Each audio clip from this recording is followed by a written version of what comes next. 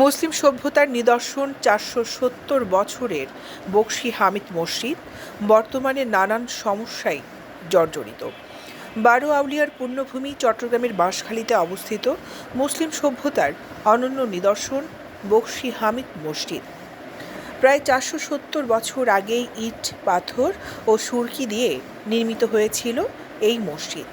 ঐতিহাসিক এই মসজিদটি বাঁশখালী উপজেলার বাহারছড়া ইউনিয়নের ইলশা গ্রামের একটি দিঘির পাড়ে অবস্থিত।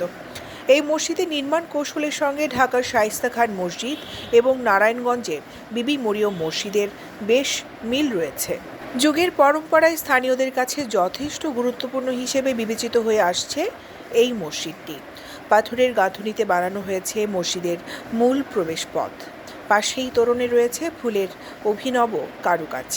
মসজিদে স্থাপিত ফলকে আরবিতে একটি লেখা রয়েছে, বাংলায় যার অর্থ দাঁড়ায় এই মসজিদ নির্মাণ হয়েছে সেই বাদশার যুগে, যাকে উপাধি দেওয়া হয়েছে দিন ও মিল্লাতের মহান সম্রাট হিসেবে, আর তিনি হলেন সুলাইমান কররানী। মহান আল্লাহ তাকে বিপদ আপদ থেকে মুক্ত রাখ। তারিখ ৯৭৫ হিজরি সালের ৯ রমজান। প্রাচীনকাল থেকে এটি লোকমুখে বকশী হামিদের নির্মিত মসজিদ বলে পরিচিতি লাভ করে।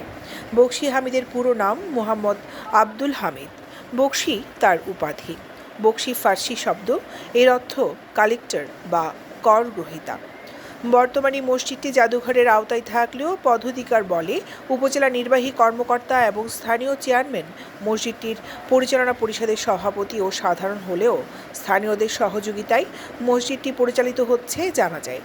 এমনকি মসজিদে নামাজ পড়তে সমস্যা এবং মসজিদ পরিচালনা করতে গিয়ে নানান সমস্যার সম্মুখীন হচ্ছে বলে জানান মসজিদ পরিচালনা পরিষদের অর্থ সম্পাদক সহ স্থানীয় মুসল্লিরা।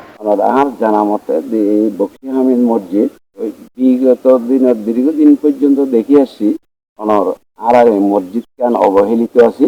এই মসজিদ পরিচালনা করতে গেলে বিশাল পয়সার দরকার এবং আর দান বাক্স এবং এলাকার মানুষের সাহায্য সহযোগিতা করি, আমরা দাহ্য করি আর পরিচালনা করি। আর কেন মসজিদ কেন ছোট, বহু বছর আগের মসজিদ, আর মসজিদের কোনো অনুদান কিছু নেই, জায়গা সম্পত্তিও নেই। ওই দান বাক্স আর এটা মসজিদে মসল্লি হলে দেয় দিয়ে হরবতা ইমাম সাহেব চলাফেরা করেন। আর মসজিদ কেন জ্বর পরে মানুষজন শুক্রবার দিন ইদ্যা এনে তেনে মানুষজন নামাজ পড়তে অসুবিধা।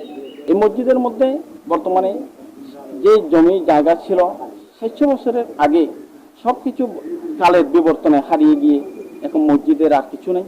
এখন মসজিদ পরিচালনা করতে গিয়ে আমাদের একজন খতিব সাহেব, ২ জন ইমাম সাহেব, ২ জন মুয়াজ্জিনের এবং অত্র মসজিদের প্রতি শুক্রবারে জুমার মধ্যে চাঁদা আদায়ের মাধ্যমে যে টাকা আসে এবং মাঝে মধ্যে বাহির থেকে অত্র মসজিদের কিছু টাকা অনুদান হিসেবে পাঠায়, সেই টাকার উপর ভিত্তি করে আমাদের মসজিদ পরিচালিত হয়ে আসতেছে।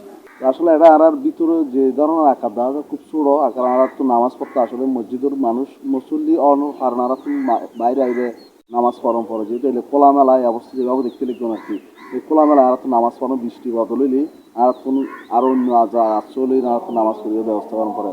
তো বিশেষ করে এই মসজিদখান যদি আর বা অনেকক্ষণ যদি সরকারের বা একটা প্রশস্ত বা আশেপাশে একটা মসজিদ যদি আর নির্মাণ করি তাহলে আরো মুসলিম সুবিধা হয় বলে আমি মনে করি। দৈনিক আজাদী নিউজ ডেস্ক।